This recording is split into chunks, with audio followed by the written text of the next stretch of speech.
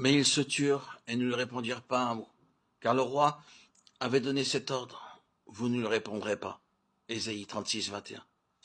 Le roi d'Assyrie était venu avec une forte armée et les armes de guerre contre les villes fortifiées de Juda.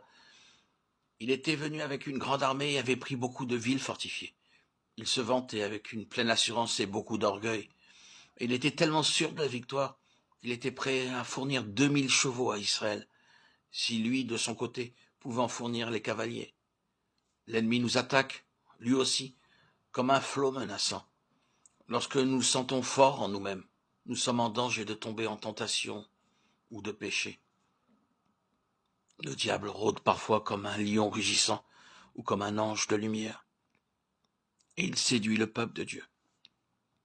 Nous pensons qu'il n'y a pas d'espérance de vaincre, et nous tombons.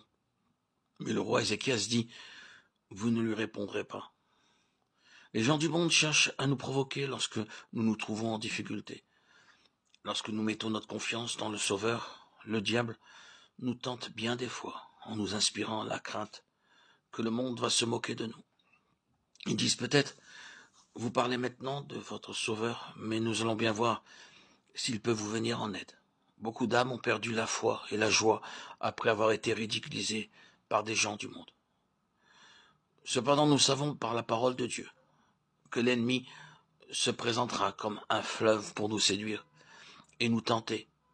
Mais notre roi dit, ne lui réponds pas. Voilà notre arme. Nous n'avons pas besoin des armes du monde pour vaincre l'ennemi. Beaucoup de gens sont séduits en essayant de vaincre le diable avec des armes charnelles. Car les armes avec lesquelles nous combattons ne sont pas charnelles, mais elles sont puissantes par la vertu de Dieu pour renverser des forteresses. 2 Corinthiens 10, 4. Au lieu d'utiliser des armes charnelles, attendons-nous au Seigneur et recevons de lui la réponse. Souvenez-vous de la façon dont Israël a vaincu Jéricho du temps de Josué chapitre 6, 1 à 6. Les murailles de Jéricho étaient hautes et fortes, et ils eurent peur en les voyant, car l'ennemi était bien trop fort pour eux, en armes et en puissance militaire. Mais Dieu leur avait dit clairement qu'ils pouvaient vaincre l'ennemi avec l'arme qu'il allait leur donner. Ils n'avaient qu'à écouter les instructions et obéir. Le Seigneur leur a simplement demandé de faire le tour des murs de Jéricho, sans prêter attention aux hommes qui se moquaient d'eux. Le 7e jour, ils devaient sonner les trompettes et pousser des cris. Ils auraient pu dire, comment les murailles peuvent-elles bien s'écrouler au seul éclat de nos voix?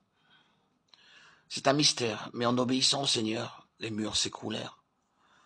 Lors de tremblements de terre, les pierres tombent tantôt à droite, tantôt à gauche. Cependant, l'Écriture dit qu'à Jéricho, les murs tremblèrent et tombèrent à plat, de telle sorte qu'ils purent facilement les enjamber.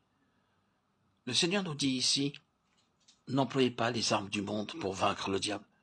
Ce n'est qu'en écoutant la voix de Dieu à genoux qu'il vous dira ce que vous devez faire et que vous serez rendu capable de vaincre journellement l'ennemi.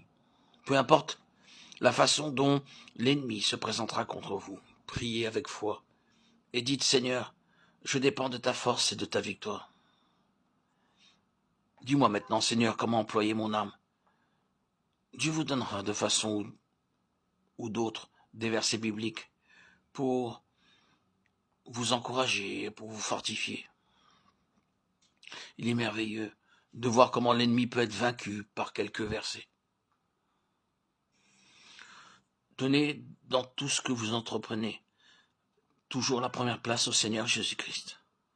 Il est votre Créateur, votre Sauveur.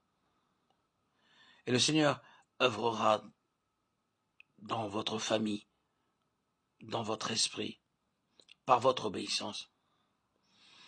Malgré tous les obstacles et les tentations sérieuses que vous aurez à rencontrer, le Seigneur vous parlera par tantôt un petit verset qui vous reviendra à la mémoire, tantôt au cours de votre lecture biblique. Soyez attentifs lorsque vous lisez, prenez votre temps. Et bien sûr, prenez garde. Le diable peut vous séduire en vous amenant à employer des armes terrestres. Maintenez votre paix, car seule la paix peut vaincre le diable. Le Dieu de paix écrasera bientôt Satan sous vos pieds. Romains 16, 20. Sachez que nous recevons la paix intérieure en entendant la voix de Dieu. Et ainsi nous pouvons vaincre l'ennemi lorsqu'il nous assaille comme un fleuve, un lion rugissant ou déguisé en ange de lumière.